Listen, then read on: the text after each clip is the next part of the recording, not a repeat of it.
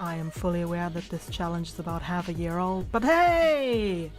It's another video with a better mic and no tutorial because I'm kind of working on some new ideas, but I'm not sure how to do them yet, so you're gonna stick with this for now.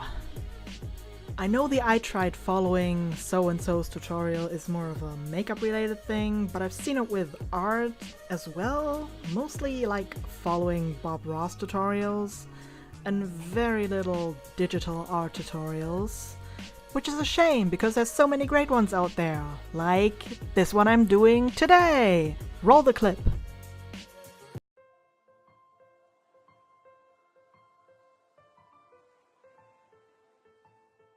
Hi guys, for this video I'll be sharing my brush settings and how I achieve this soft semi-realism painting. But before I begin, here are my brush settings. Unfortunately, these are kind of useless to me since I don't use Medibang paint. Well, I'll just have to work with what I have. First thing that I always like to start off with is the background. Alright, we're not doing a sketch then. Fine, just right into the color. Cool, work. With the pen brush or the watercolor brush, start off by applying the base color, and then switch to the airbrush and apply a darker tone, and then a lighter tone to create a glowy effect.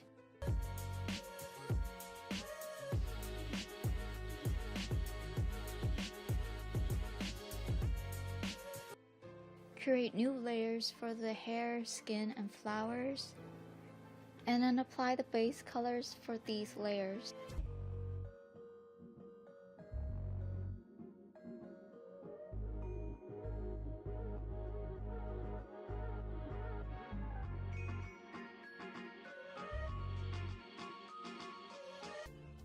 With the airbrush, I selected a reddish and bluish undertone to create shadows for the skin, and then a lighter color for the highlights of her hair.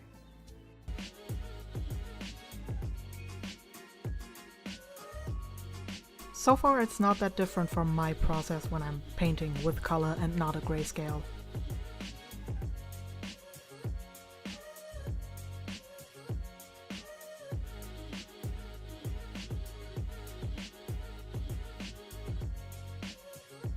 For the flower part, I used the pen brush with a low opacity, using a white color to create the shape of the flower.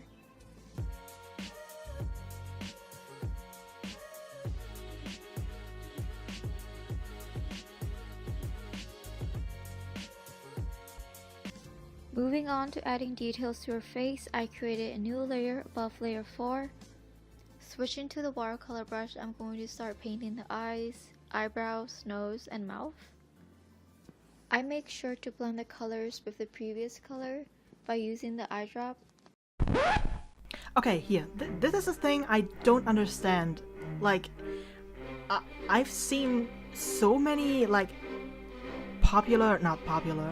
talented artists do this. They work non-destructive. They can always go back to the very first step they had. And that's like mind-blowing to me. I don't know how they do this. I was always under the impression that they always work on one layer. I'm sure many artists still do, but like maybe my perception is just kind of fucked because I've been working with Psy for so long and I've never gotten around to actually paint with Photoshop because it's absolutely impossible to do since there's no blending. There is no way to blend colors in Photoshop. All you can kind of do is just layer them on top of each other and work with the opacity, but there's no real nice smooth blending, and I'm a sucker for smooth blending. I can't help it. I can't get the right kind of color I want to achieve with just working with opacity, just layering colors on top of each other. It doesn't work. I don't know how they do it. Maybe I just don't have the patience to do it. I don't fucking know. I'm just...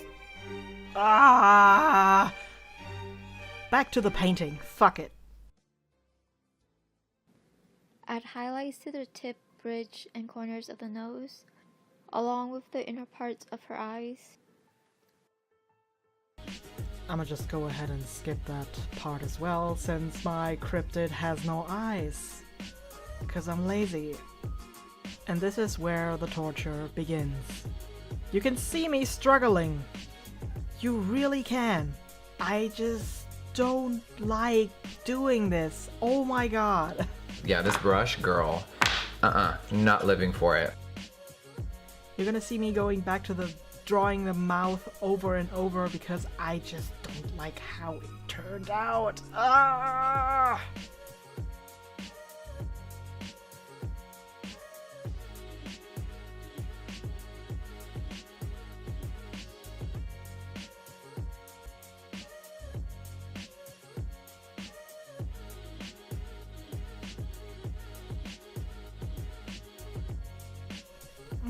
That's not cute. Not cute at all.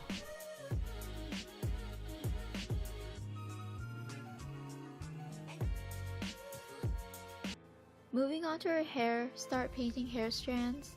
Keep it minimal and don't overdo it. Yes! Hair! Finally! Something I can actually fucking do with just color.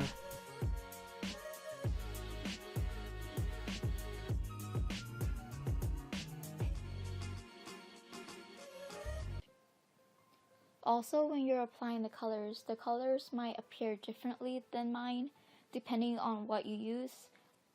Tablet gives you pressure sensitivity, which allows you to create light strokes or dark strokes by pressure. It is a mystery to me which absolute mad lad would draw something like this with a mouse. For the flower, I'm going to switch to the watercolor brush and start adding details and cleaning up the shapes. This technique for drawing flowers is actually quite useful. I think I might use this in the future.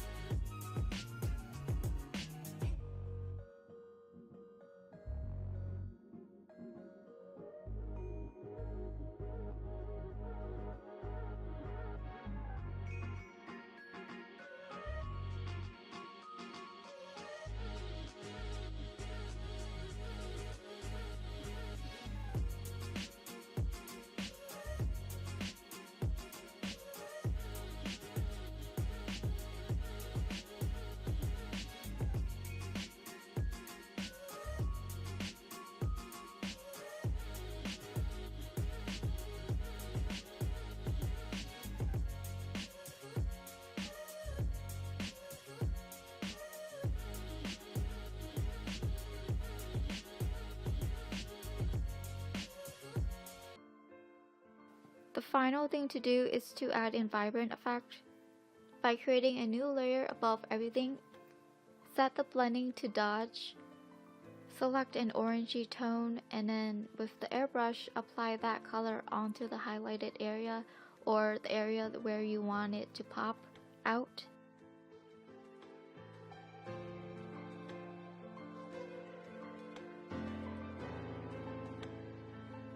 Yes, fuck me up with that color dodge. This is the kind of shit I'm here for!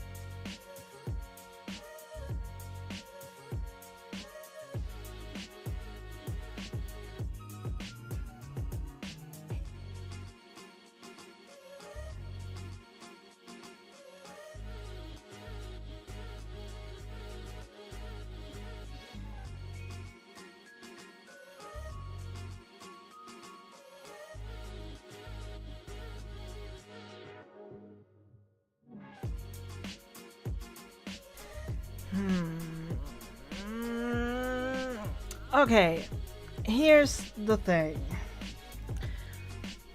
It is not bad.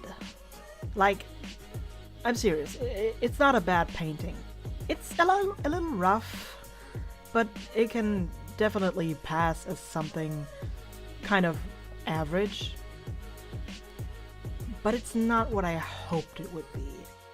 If I were to paint this with a grayscale, I think it would probably end up looking better, but it was definitely interesting to draw, even though I'm not really happy with it because like I said, I have so many problems with picking the right colors and not being able to, in this case, blend all the layers together and work with just one layer kind of hindered my ability to properly blend colors how I wanted them to. I mean, it really turned out alright. I'm not mad at it. I'm not like, oh my god, I need to delete this right now.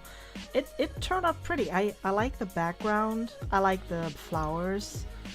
I like how the hair turned out, and the overall color scheme is nice, but not as deep and complex as I wanted it to be. For now, I'm okay with how it is. This was definitely a learning experience, and I know now what I don't know, and I still don't know how to fix it, but maybe someday I will. We'll just hope for the best and see what the future brings. Thank you everybody so much for watching, and I will see you in the next video. Bye bye!